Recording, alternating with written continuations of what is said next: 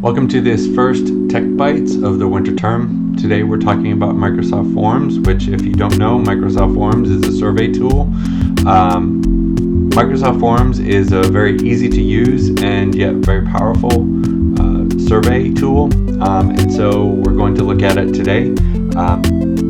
You also might know that Canvas has a survey function built into Classic Quizzes, but Classic Quizzes is slated to go away at some point, and so just another reason to look at Microsoft Forms. So without further ado, let's go ahead and dig in. So here is Microsoft Forms, and when the first time you come, it defaults to recent forms. You can get to all of your forms by clicking My Forms. And one cool thing that was a recent addition is the ability to create collections. So you can group your forms however you see fit to more easily find them.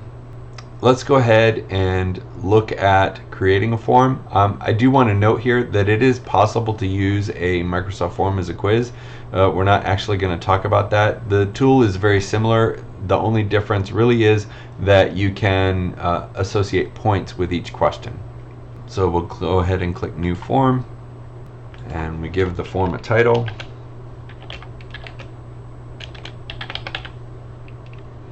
You can add a description, so this is other details that you might add.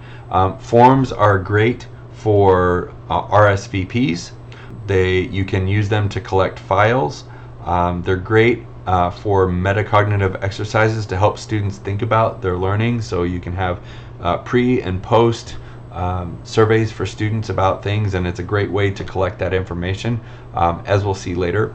And so there's a number of different question types that you can use. Choice is your basic, you can choose one option, kind of multiple choice kind of question. You can have text, a rating, a date, and then also you can rank things.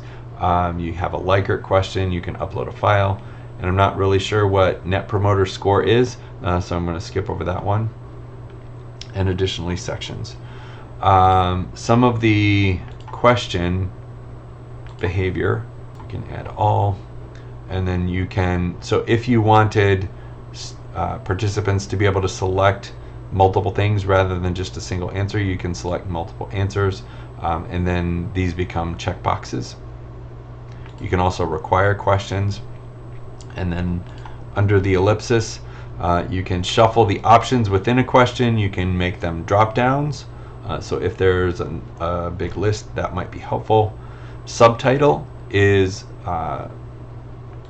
you can enter text that is kind of help text or further directions for the question that you want to include. And then finally, this does support branching. It's kind of outside the scope of this to look at how to do that, but just know that branching is possible. In terms of some of the settings that are available, if you want to collaborate, meaning you want someone else to work on the form with you, or if you want people to be able to duplicate that, you can do that by clicking Collaborate or Duplicate. And it's very simple. You click the link to get a link to view and edit the form, or to duplicate the form. Also, the full settings, you can share who will respond to the form, and if you select only people in my organization that will collect email address, if you want the person's name, you have to check that box. If you are looking for to create an anonymous form, then you would want to select anyone can respond. Also, there's a number of options for how you collect responses, or different options for responses. You can have the form active during a certain date range. You can set a duration for the form, and I find this option, the get email notification of each response, very helpful for RSVP forms. So if I don't have to go to the form to see the responses, I can be notified immediately, and then I can process that as I need to. Let's see other options here. If you want to print the form, you can, and make hard copy. That can be a nice option. In terms of collecting responses, you can set it however you want. So we have other participant options here, and then this lets you email directly from the form.